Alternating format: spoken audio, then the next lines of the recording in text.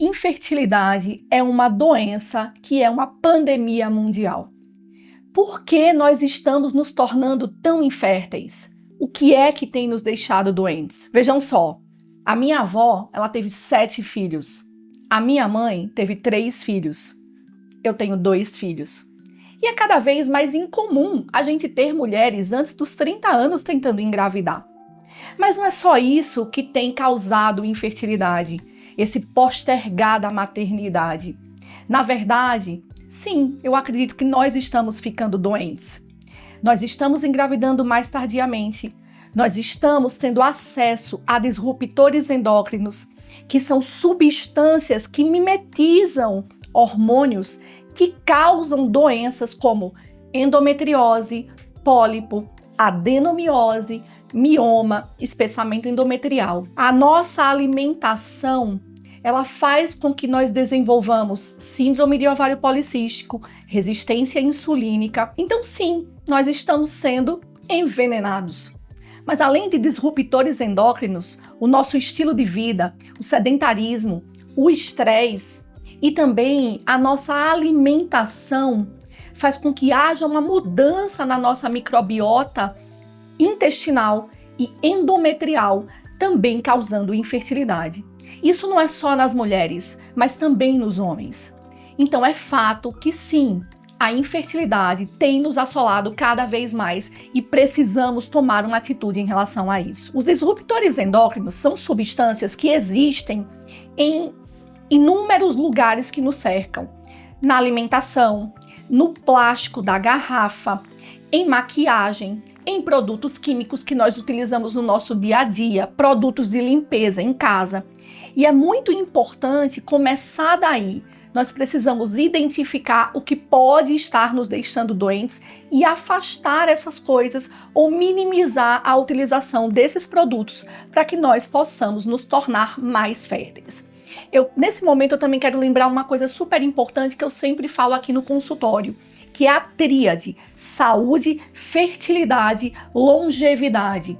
Se você é uma pessoa saudável, provavelmente você vai ser uma pessoa fértil. Ah, mas doutora Rosana, eu não sou doente porque eu sou infértil. Gente, a maior parte dos casais que vem aqui no consultório, eu lembro que muitas vezes a infertilidade ela é só a pontinha do iceberg. Quando eu vou examinar esse casal, quando eu vou conversar com esse casal, quando eu vou pedir todos os exames desse casal, muitas vezes eu falo que esse casal não está doente, mas esse casal não está saudável.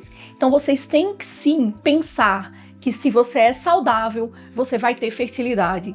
E consequentemente, se você tiver fertilidade, você vai ter proteção cardiovascular, você vai também ser uma pessoa mais longeva. Nesse contexto, vocês acreditam que existem fungos que mimetizam hormônios? Eu já tive uma paciente que essa paciente ela vendia produtos naturais a granel.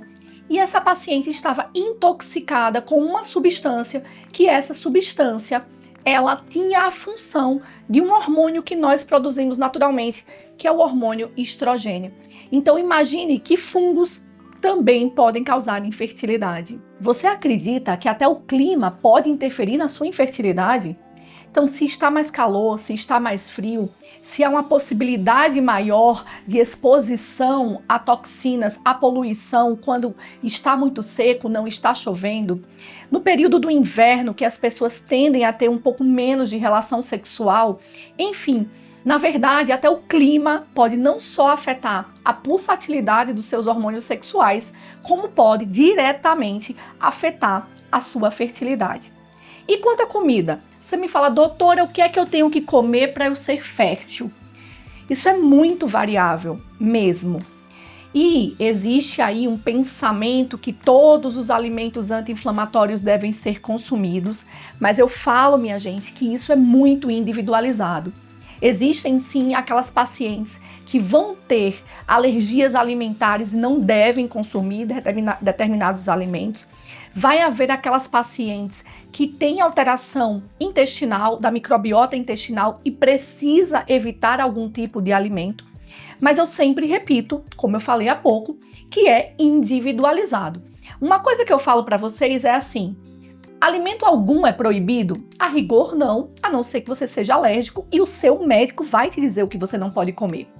Mas você tem que imaginar que a sua alimentação tem que ser a mais simples possível, a mais limpa possível. E qual é a dica que eu dou? Coma comida de verdade. Sabe aquela comida que vende na feira? Legumes, verduras, frutas, carnes, seja carne vermelha ou carne branca de uma forma balanceada. Jogue fora todos os alimentos que venham embalados. O alimento do supermercado. Se você precisa abrir esse alimento para consumir, já não é uma boa ideia. E aí, nesse contexto também, em relação ao alimento, uma coisa que ninguém sabe, quer dizer, que poucas pessoas sabem, é que a qualidade do nosso solo vem piorando e, consequentemente, até os alimentos que são alimentos ditos limpos, que são vendidos na feira, eles também podem vir com pior teor nutricional e, consequentemente, você sim pode ter infertilidade achando que está comendo bem. Então, a dica que eu dou é, se você tem infertilidade, você precisa de uma nutricionista ou um colega nutricionista para chamar de seu. Uma coisa também que é muito importante é um conceito chamado hidden hunger. O que é isso?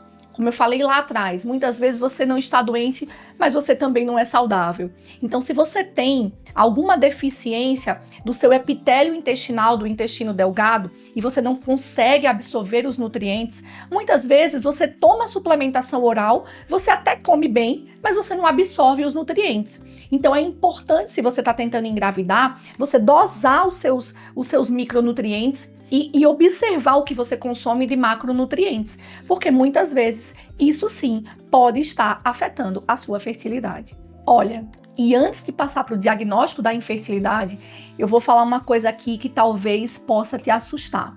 Todo consumo de alimentos ruins, de produtos ruins, que podem destruir a sua saúde e a sua fertilidade, quando você estiver grávida, pode também passar para o seu bebê. Lembrem-se que os gametas dos seus filhos, eles vão estar nos seus filhos, na barriguinha dos seus filhos, quando eles estiverem dentro do seu útero. Então, a transmissão de doenças e a transmissão da infertilidade, ela é geração a geração. Então, eu não falo só das mulheres que estão tendo dificuldades para engravidar, mas eu falo também para aquelas mulheres que já estão grávidas e têm a obrigação de ter uma gestação saudável, porque só isso vai fazer com que a infertilidade das próximas gerações possa voltar a diminuir. Existe um filme interessante chamado Filhos da Esperança. Esse filme é um filme antigo, eu vou deixar o link aqui para vocês, mas olha que interessantíssimo. Nesse filme, o ser humano mais jovem tinha 18 anos. Isso significa que há 18 anos não nascia ninguém no mundo. E aí, eis que surge uma menina grávida e toda a atenção do mundo se volta para avaliar, para estudar essa menina, para proteger essa menina e entender por que essa menina conseguiu engravidar. Gente, 18 anos sem nenhuma criança nascer. Isso parece ficção científica, mas se nós não tomarmos uma atitude urgente, não sei se isso realmente não pode acontecer. Vocês viram, a minha avó teve 7 filhos, a minha mãe teve 3 filhos, eu tenho 2 filhos, mas eu quero ter um monte de netos. Então eu cuido muito bem da saúde, inclusive dos meus filhos, enquanto eles são crianças. Não vou correr esse risco de não ter netos de jeito nenhum. Ah, mas tá bom, doutora, você tá falando de infertilidade. Quando é que eu tenho infertilidade? Dependendo da sua idade, observar o tempo que você está desprotegida, ou seja, que você não tem evitado. Muitas pessoas acham que você precisa estar tentando, namorando todos os dias, por determinado período, para aí você decidir se você está enfrentando problemas ou não. Isso não é verdade. A mulher que tem menos do que 35 anos, ou seja, até 35 anos, e essa mulher, ela tem relação sexual desprotegida, ainda que ela não esteja efetivamente tentando no período fértil, com o dia certo para namorar, depois de um ano, ela já é considerada enfrentando infertilidade e ela precisa procurar ajuda. Aquela mulher que tem acima de 35 anos, ela tem que ter uma atenção muito maior. Por quê? depois de 6 meses de tentativa, ela precisa procurar ajuda, já que depois dos 35 anos, a queda da fertilidade é exponencial e tende a ser abrupta. Quando o diagnóstico? Tá bom, doutor, então eu tenho menos do que 35 anos, estou tentando há mais de um ano, ou eu estou desprotegida há mais de um ano, como é que eu vou saber o que eu tenho? O diagnóstico da infertilidade normalmente é feito ouvindo o paciente e fazendo o exame físico. Isso eu falo para os meus alunos, eu falo para a equipe da minha clínica. Eu acho que os médicos têm perdido esse cuidado em ouvir o paciente. No geral, a paciente, quando ela senta aqui no meu consultório, ela me conta qual é a causa de infertilidade. Basta eu ter paciência para ouvir e para realizar as perguntas corretas. Então, se você foi a um médico e ele em 5 minutos falou, você não tem nada, desconfie. Esse médico precisa ouvir você. Você precisa contar todas as suas queixas. E para isso, para você contar todas as suas queixas, você precisa prestar atenção no seu corpo. E o exame físico. Também é comum hoje em dia se prescreverem vários exames e não examinarem a paciente. Meninas, a maior parte das doenças que causam infertilidade são diagnosticadas dentro do consultório médico com o exame de toque vaginal e um ultrassom transvaginal simples. Então, sim, é importantíssimo realizar o toque vaginal nessa paciente. Endometriose, que é uma doença que assola a nossa vida hoje, ela é diagnosticada com um simples toque vaginal. Vocês sabiam disso? Então, quando o seu médico ele já tem uma hipótese diagnóstica formada de uma doença específica, vários outros exames eles podem ser necessários. Então, ressonância nuclear magnética de pelve, quando você pensa em mioma, em adenomiose ou endometriose, um ultrassom com preparo intestinal, uma histeroscopia, se você tem um endométrio fino ou se você tem um endométrio muito espessado, que pode sugerir mioma e pólipo. Mas um exame que muitas pessoas consideram um exame que não é importante e para mim é fundamental nos dias de hoje, diante de tudo isso que eu estou falando para vocês, é a fragmentação do DNA espermático. A fragmentação do DNA espermático é um exame que vê não só a quantidade de espermatozoides que o homem tem, mas também a qualidade desses espermatozoides e que é diretamente afetada pelo nosso estilo de vida. Quando o homem tem a fragmentação de DNA espermático elevada, o casal pode apresentar abortamento de repetição, má formação, dificuldade para a formação do embrião na fertilização in vitro, por exemplo. Então, esse exame, para mim, apesar de ser um exame específico, é um exame que é fundamental para aquelas pacientes que têm infertilidade. Como eu falei para vocês, a infertilidade é do casal, do homem e da mulher. Então é muito importante que, apesar de muitas vezes você ter uma doença que grita, um diagnóstico que grita nesse casal, é importante você checar os dois. Quando a gente fala de infertilidade masculina, a gente vê que as causas principais de infertilidade masculina são genéticas, então tem alguns homens que têm uma programação genética para ter infertilidade, mas pode ser também que esse homem tenha um estilo de vida que tenha causado uma alteração de fragmentação de DNA espermático, pode ser que esse homem tenha obesidade, que a obesidade pode também causar uma alteração na produção seminal, ele pode usar medicamentos que possam estar interferindo na fertilidade, ou ele pode ter uma simples varicocele. Então é muito importante a avaliação do seu marido para saber se não há algo importante que está impedindo você de engravidar. Então, infertilidade feminina. O que é que causa infertilidade feminina? Já na anamnese, tem coisas que são muito importantes. Meninas, contem isso para suas amigas que ainda não estão tentando engravidar. Tem coisas no histórico da paciente que podem identificar a causa de infertilidade ou podem causar infertilidade lá na frente. Por exemplo, obesidade enquanto você era criança, alterações menstruais quando essa criança era adolescente, se ela teve doenças específicas da infância, se ela teve doença inflamatória pélvica, infecção pélvica na época da adolescência, se essa mulher ela tem distúrbio autoimune, você sabia que aquela paciente que tem, por exemplo, tireoidite de Hashimoto, ela tem maior chance de desenvolver infertilidade? aquela paciente que não se alimenta direito, a paciente que é sedentária, a paciente que teve apendicite. Então, são vários os fatores só na anamnese que podem identificar que essa paciente vai desenvolver infertilidade. E quais são as causas de infertilidade? Primeiro, alteração da trompa. Na verdade, eu sempre falo que para você engravidar, o sistema reprodutor, ele parece com um útero que tem 2 braços. Na ponta de cada braço você tem o ovário. Então, quando você ovula, esse óvulo ele é captado para dentro do braço, a trompa. O espermatozoide ele vai ascender da vagina, caminhar o útero inteiro, se encontrar com o óvulo na trompa, formar o embrião. Esse embrião ele vai caminhar de volta para dentro do útero e esse trajeto dura 5 dias. É assim que você engravida espontaneamente. Se você tem alguma alteração na trompa, endometriose que mudou a anatomia tubária, se você teve uma doença inflamatória pélvica que mudou a anatomia tubária, você pode ter infertilidade por alteração na trompa. A qualidade ocitária.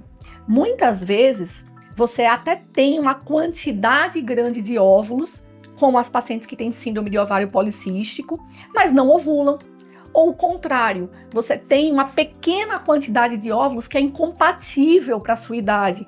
Essa semana eu fui surpreendida de uma paciente de 16 anos que veio para anticoncepção aqui na minha clínica e o ultrassom transvaginal dela mostrava que ela tinha pouquíssimos folículos antrais e uma reserva ovariana, o hormônio antimileriano, que deve ser sempre acima de 1,2, mas que para uma menina de 16 anos deveria ser acima de 3, 4, ela veio com o antimileriano de 1,8. Isso é muito baixo para 16 anos? Sim, é baixo para 16 anos. Então, hoje é muito comum nós nos depararmos com pacientes que têm pouca qualidade ocitária, diminuição da reserva ovariana e muitas vezes isso é assintomático. A diminuição da reserva ovariana muitas vezes é assintomática. Então, as meninas que ainda não querem engravidar, elas precisam sim fazer uma avaliação dessa reserva ovariana e, se necessário, realizar congelamento de óvulos. Mas não é só a alteração na trompa que faz com que você não engravide. Existem uma série de doenças que podem causar infertilidade. Então, meninas que ainda não querem engravidar, vocês precisam sim avaliar a reserva do ovário através do hormônio antimileriano. Muitas vezes a diminuição da reserva do ovário ela é assintomática. Mas não é só alterações tubárias que podem causar infertilidade. Má formação mileriana, síndrome de ovários policísticos, miomas, pólipos, adenomiose e a famosa endometriose que nos assola hoje em dia. Eu sempre falo aqui, não é normal sentir dor. Se você tem dor na relação sexual, se você tem dor ao menstruar, se você tem dor após a relação ou dor pélvica cíclica, você precisa de uma avaliação. O diagnóstico mais comum é endometriose. 50% das mulheres que enfrentam infertilidade e chegam aqui no meu consultório, elas têm endometriose. Mas meninas, calma, não precisam se desesperar.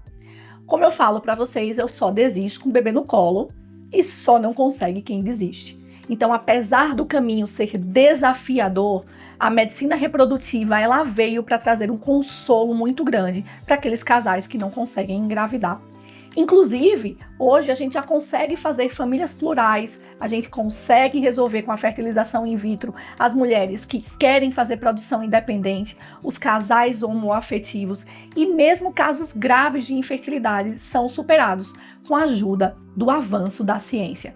Então vocês precisam confiar, só não precisam bobear. Então se vocês estão tentando engravidar e esse bebê não está vindo, você precisa procurar um médico que olhe você na sua individualidade, que ouça você, que ouça a sua história, que lhe examine cuidadosamente e monte um plano específico para você. E meus colegas médicos, meus alunos, vocês precisam falar sobre infertilidade. Infertilidade é uma pandemia mundial. Então vamos orientar as nossas mulheres, vamos agir enquanto é tempo. A gente precisa mudar o curso dessa história. Não percam o próximo vídeo, porque eu vou falar para vocês que muitas vezes pode estar havendo algo com você que irá lhe deixar infértil. Vamos começar por aqui.